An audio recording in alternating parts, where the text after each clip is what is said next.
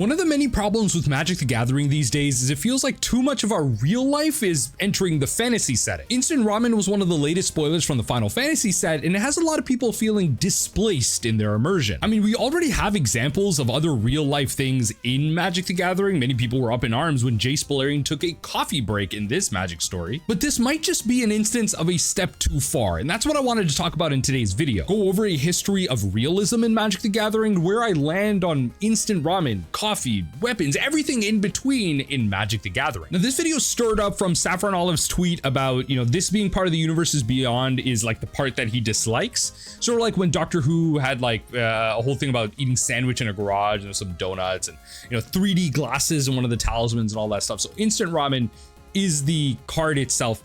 2 mana for a colorless artifact food. It is an artifact itself, so it's not a food token, but it is a food. Flash, when this artifact enters, draw a card. Pay to sacrifice it, you gain 3 life. Now, in terms of like the playability of this card, this actually is very similar to Lembas, and I wanted to bring this up before getting into the bulk of the video here, because I think there is like a discussion to be had around this in terms of Pauper. Now, Lembas is like the unique comparison to this in terms of Universes Beyond discussion, which I'm going to get into, and also in terms of playability. Now, Lembas and Pauper, when it enters, scry 1, draw cards, you get like a little bit more reach, you can filter a bit more, pay 2, sacrifice and gain 3 life. But when Lembas is put into your graveyard from the battlefield, its owner shuffles it into the library. So it's kind of good and bad. It doesn't feed your graveyard for when you need it, but also shuffling back into your library is very important if you need anti-aggro tools against the metagame. But Lembas is very important because this is like not a real bread, but it kind of is bread, right? Lembas bread isn't bread, but it kind of is, right? Like Lembas bread here, if you kind of go down, is just like elven bread or way bread in the common speech. It was a special travel food. So in terms of Lord of the Rings, Lembas is that kind of in-universe version of what Lord of the Rings has in terms of bread. Like this was not something that broke it for people because there isn't necessarily a direct translation. There's, we don't have Lembas in real life. It's not focaccia bread or anything like that, but it's close, right? It means something. Because this is the Universes Beyond choice that they made. It's not travel bread that they're calling it. They called it specifically by its in-universe name. And so instant ramen is, I feel like, where the break is, right? They could have called this something noodles or something food or something, but calling it instant ramen and the way they've created the art for it is where the break for a lot of people is when it comes to this card. Now, playability aside, it's going to be legal and Pauper and standard and everything in between. But when it comes to naming and when it comes to recognizability and immersion of Magic the Gathering, it's been an ongoing topic that we've had for years. And it started way back in Alpha, really. If you take a look at Universes Beyond and how it's broken our immersion, it's not just about characters entering the universe. It's not just about Cloud fighting Aang, fighting Megatron versus one of the My Little Ponies or whatever. It's not just about that. It's about, the fact that even back then, human was a controversial topic. If you look at the kind of history of it, the creature type human was finally introduced in Mirrodin as part of the race class model. It wasn't done before. It was assumed that like soldiers and nomads or anything humanoid was a human, but it was brought on as a specific type. The notion first brought up in public by Randy Bueller and was met with negative reactions. After much convincing, a poll with a little bit of the majority of readers would accept the addition of humans to Magic at the time. As predictors, players eventually came to accept the change fully. It's just all things healed with time type of thing.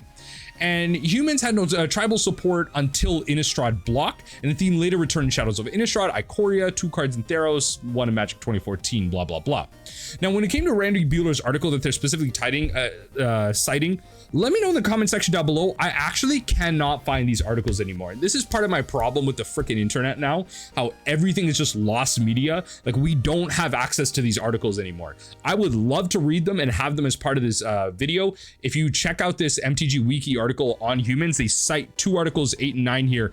And for some reason, again, they just don't exist on the Wizards website. So if someone has the link to them or some type of local, like whatever version, I'd greatly appreciate it. I'd love to see kind of more history on that. But humans was a controversial type, and that kind of breaks that immersion of like humans being a thing in fantasy. It's not something that you outwardly talk about, like, yeah, there's going to be like noodles and breads and salamis and stuff like that in terms of food when it comes to your fantasy games. Even what's that more recent big anime that's about like an adventuring dungeoning crew going into dungeons and like cooking up different monsters and everything? It's like big on Netflix. Anyway, like you see people reveling over the one-for-oneing of real life versus that, but for some reason in a Magic the Gathering game, that's where that immersion is broken.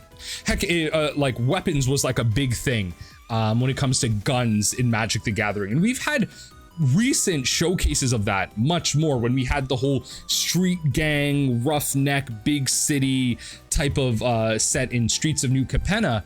We have like literally an example of a Tommy gun right there, like in the Magic card art.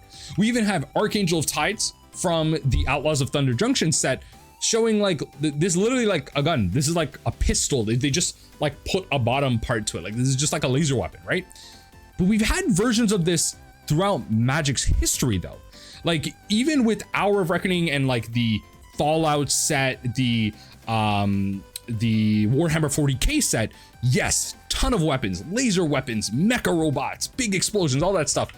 We have stuff like Alaborn Musketeer, which literally shows, you know, being called a musketeer, showing a giant musket.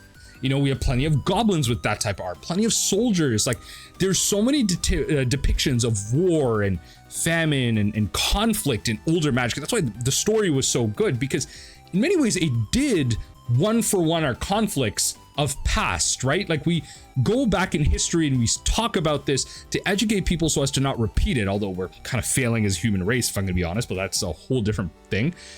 But we have these callbacks to create a sense of familiarity.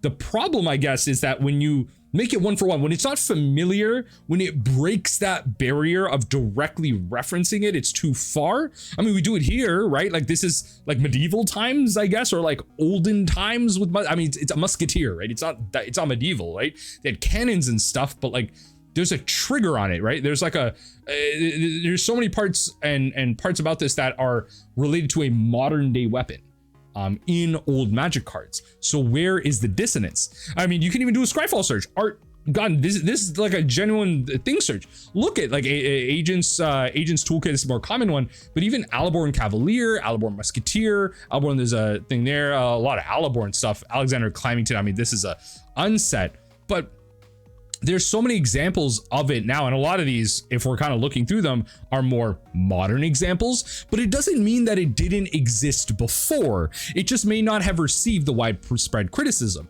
And now you could also say, check out this Deepwood one, it's pretty sweet. You could also say back then the internet may not have been as widespread. The idea of virality and how news spread was very different. A lot of these discussions may have been held in very low-key, not much viewed like MTG Salvation forums, but it's not really the front page of news. Now everything is accessible to everyone. Everyone reads every article, everyone watches every video. It's so easy for information to spread. So now it's a conversation now. Maybe it would have been a much bigger conversation point as with the humans change back then if we had those similar tools of conversation. Now, if you look at like the Doctor Who stuff, this was a big point of conversation when it came to like the breaking of immersion, the reality of, you know, certain cards being brought in, because Doctor Who was really an amalgamation of like popular British culture. It's a British IP, and that kind of that side of the Western world was on display for many people. And there's all this discussion, you know, kind of drawing into the whole idea of lost media, where those articles can be found. There's many Doctor Who episodes out there, for many of you that don't know, that are completely lost to time. BBC burned the tapes, or they lost them. They just don't have them anymore. They are considered lost media. They will not be shown again. There aren't records of them. They were shown once on TV, and we may never see them again. And they are being actively sought after now, if anyone has recordings or copies of them. But with that in mind, they still, even back then, to bring people into a sense of reality, you had to create relatability. You have to make it seem like the fantastical had a grounding to it. And that's why many people talk about, in terms of a side note, where I'm going with this is that many people talk about how space horror is so hard to do, because it's easier to bring a sense of relatability to a haunted house, or heck, even an alien abduction, or like a Bigfoot in the woods.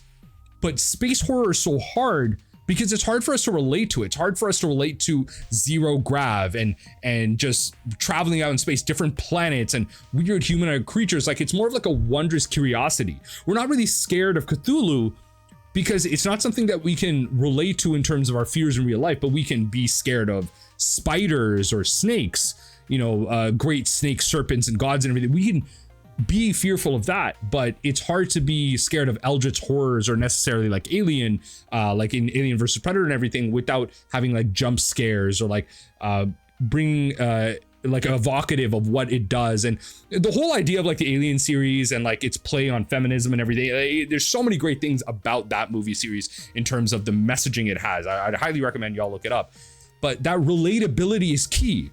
We have it in all types of media, and relatability is there. And again, I'm just trying to highlight that you have to create that one for one. You have to make it seem like a lot of this fantasy is achievable, like a relating point, whether it be personality, the way they dress, or the setting. You have to make it achievable, because we truly can't understand what a population or a city on Mars is going to be like. We really can't imagine it because we don't have it, but we make it relatable to what we have now. Make it relatable to the articles that we read, the news stories that we have, the next Elon Musk tweet or whatever it is. We make it relatable to that because that's what we've seen. It's hard to relate to what we haven't, but when you call it out directly, I feel like that's where the break is for a lot of people. Like this wibbly wobbly timey-wimey. Like literally just naming this on the card is a big immersion break for people, because it's not necessarily about the art. The art's really cool, but even in the art, like you have DVDs and a VHS, like you have like a home phone and like the car in it, the old-timey car. Like there's so many parts about this art itself that's immersion breaking for a lot of people. And I think it's like a weird line. Again, highlighting the idea of relatability and how people want to relate to their media and put themselves in their character's shoes as they read their stories and experience their lives. But when you have it in a Magic card, it's weird. Like Magic the Gathering is a media source. It's in a sense like an analog movie or a book. It's just told through a different medium. It's a piece of art. It's a concept that the artist itself is trying to get you to envision, again, through a different medium. For some reason, Magic the Gathering as a medium is just different for people. Like they're okay with instant ramen in a certain book, but they aren't with others. But I will also completely acknowledge that if you read The Wheel of Time, if you read Lord of the Rings, if you read, what's that series with Darrow? Red Rising. If you read the Red Rising series, you're not necessarily going to see instant ramen. So I will concede to that. But you'll see, you won't see Coca-Cola or brands, but you'll see cars and buildings and elevators and all these concepts that are similar one for one. They're close enough. That's like as far as you're willing to go, but not that different from anybody else, right? Like everyone still has 2 eyes, 2 ears, 2 hands, everything. It still has to be relatable to what we know and still humanoid in many ways. Like, many of the villains and the monsters that we see are humanoid in many ways because that's that relatability. But once we start naming it out, it's too much for people. So there's a give and take here. I understand where the immersion breaks for some of you, but it almost just feels like it's kind of thinly veiled. Like it's not really a great argument for it. Bessie the Doctor's Roadster is another one. Again, like literally a old-time vehicle referencing it. And again, like back then they didn't have necessarily the visual effects to be able to showcase a flying car or anything like this. So they gave the Doctor a roadster. Like this was their travel vehicle.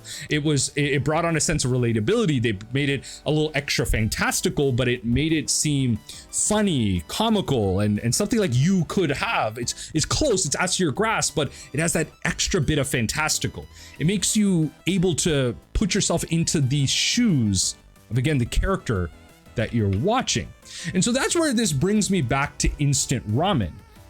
Is this really a problem? And I think Universes Beyond, my central problem with it over time has been, the hilarity of bringing all these creatures in with the characters, right?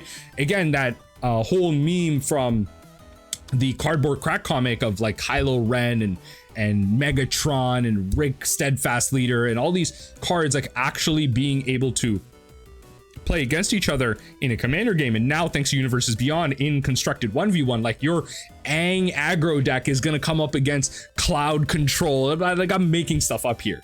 So that's where that immersion break can happen. But in many ways, over time, as we see with many other things, people just become okay with them, right? And there's going to be people that leave, but there's going to be people that come in, right? And that's the problem, right? Like a lot of people say, you know, yeah, there are people coming in, but you're losing so many people. So at what cost? I would argue, you know, without knowing too much of the numbers, like, isn't that a natural thing with everything? Like not everyone has to stick with every hobby at all times. You can naturally evolve. You could go play Flesh and Blood. You could go play the One Piece TCG. And if you come back into Magic the Gathering, sure, if this is your line, it's your line. But for other people, this is their line of entry. This is your line of exit. But for other people, again, this is their line of entry. You know, that Monopoly that relates to their city, or like, you know, Star Wars Monopoly, that was their way to get into board games or something like that. And this is how they relate into a new hobby. And so with all the negativity that comes with the immersion break of something like this, it brings new people in and a new group of people that are willing to try this. And ultimately, it's about the gathering. It's about getting the magic in there and having more people play with you. And you may leave. Again, this may be your line, and that's perfectly fair of you to feel. I just don't know if like calling this the ultimate negative of Magic is like being genuine, because you might be expressing that this is your line, this is not for me, and that's okay. We can't argue with that. That's what you prefer. But calling this necessarily the downfall of Magic, if it's handled right, may not be the plan. Now, I will say there's a lot of problems in terms of, you know, Final Fantasy being the best pre-ordered set and like Hasbro, you know, profit margins. That's a bigger discussion. But just in a vacuum, it just feels like bringing more relatability into Magic the Gathering, instead of having Jace and Nissa and characters that we follow, right, as enfranchised Magic players that we know and love, having people come in with Megatron, with Cloud, with Sephiroth, with Aang, and different IPs that we're going to get down the line. That's their line to get into the game. And that might ultimately just be the positive thing that this game needs.